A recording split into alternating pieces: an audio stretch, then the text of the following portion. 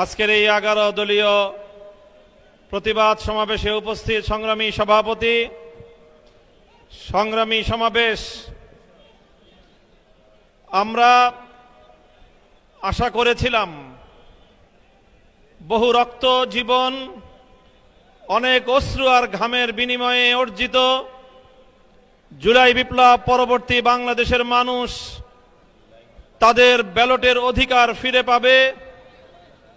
কিন্তু দুর্ভাগ্যজনকভাবে 12ই ফেব্রুয়ারি মানুষের ব্যালটের অধিকারের সাথে নির্মম তামাশা করা হয়েছে।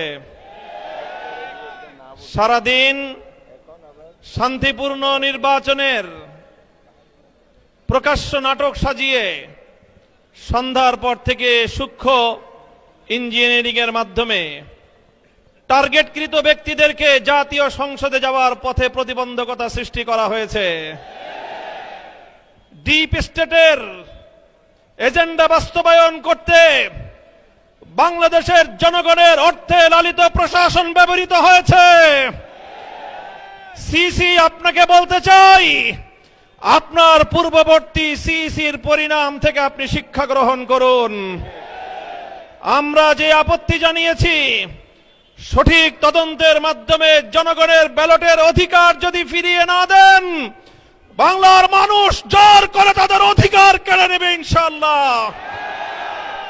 আপনাদের এই প্রহসনের প্রতিবাদ করার পর গোটা বাংলাদেশ জুড়ে আমাদের 11 দলীয় নির্বাচনী ঐক্যের নেতা কর্মী সমর্থকদের উপর যেই পৈশাচিকতা চালানো হচ্ছে, আমাদের বোনদেরকে ধর্ষণ করা হয়েছে, আমাদের মা বোনদের শ্লীলতাহানি শুধু নয়, তাদেরকে শারীরিকভাবে লাঞ্ছিত করা হয়েছে, আমাদের বাড়িঘরে অগ্নিসংযোগ করে বাংলাদেশে আবার নতুন করে ফ্যাসিবাদ ফিরিয়ে আনবার পায়তারা চালানো হচ্ছে।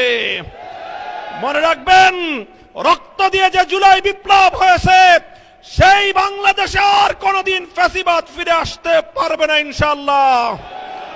পুরনো ফ্যাসিবাদীদের সাথে সখ্যতা করে বাংলাদেশের রাজনীতিতে যদি তাদেরকে আপনারা প্রবেশ করবার সুযোগ তৈরি করে দিতে চান, যেই পথ ফ্যাসিবাদকে ফিরে আসার জন্য তৈরি করবেন, সেই পথ দিয়ে আপনাদেরকে দিল্লিতে বিতাড়িত করা হবে।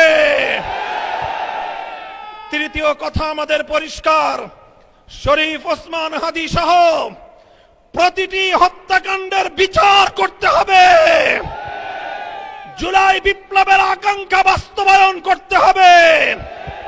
জুলাই স্পিরিট থেকে যদি এক চুল পরিমাণ বাংলাদেশকে বিচ্যুত করার ষড়যন্ত্র করা হয়, জুলাই যোদ্ধারা আবার মাঠে নামবো, আবার মাঠে নামবো, আবার মাঠে নামবো ইনশাআল্লাহ। সকলকে ঐক্য এবং সংহত মজবুত করার, আগামী দিনে দেশের মানুষের ভাত এবং ভোটের ন্যায্য অধিকার বাস্তবায়নের লক্ষ্যে চলমান এই সংগ্রামকে মজবুত এবং সংহত রাখার উদাত্ত আহ্বান জানাই। নাসরুম মিনাল্লাহি ওয়া ফাতহুন করিব।